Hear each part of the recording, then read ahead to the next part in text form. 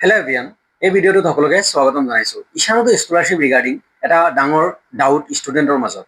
সেই ডাউটটো হ'ল যে ফিউ এভাৰ ষ্টুডেণ্টে ঈশানোদয় কৰিব পাৰিবনে বা ঈশানোদয় স্কলাৰশ্বিপ এমাউণ্টটো ল'ব পাৰিবনে, যিবোৰ ষ্টুডেণ্টে ফ্ৰী এডমিশ্যন লৈছে 2025 বৰ্ষত বা 2026 বৰ্ষত ফ্ৰী এডমিশ্যন লৈছা, ঈশানোদয় কৰিব পাৰিবা নে নাই?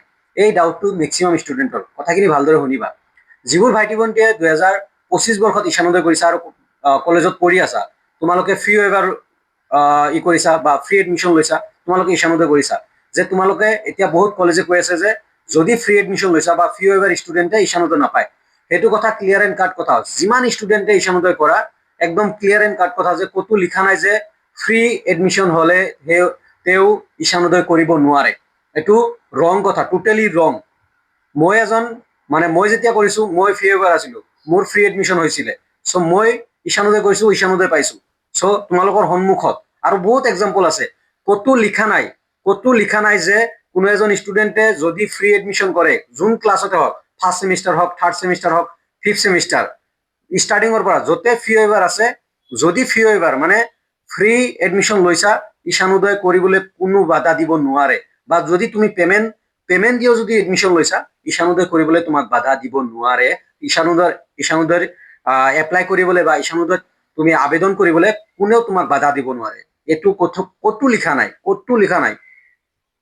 দুই এখন কলেজৰ নোডেল অফিচাৰ বা অফিচৰ মানুহে জনাই আছে, বাট এনেকুৱা টোটেলি মই যিমান দূৰ জানো ৰং totally.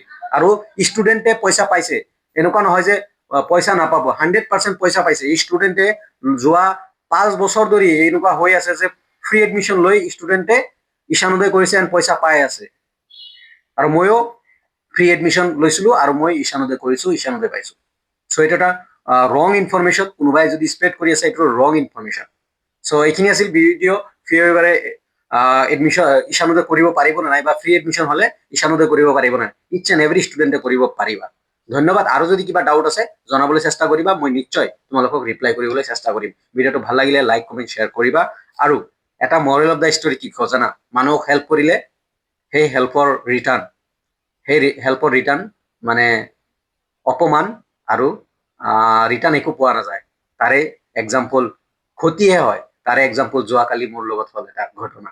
So' Morrell of the story, মানুহক হেল্প কৰাৰ আগত 1000 বাৰ ভাবিব লাগে। ধন্যবাদ। ভিডিঅ'টো ভাল লাগিলে লাইক, কমেণ্ট, শ্বেয়াৰ কৰিবা।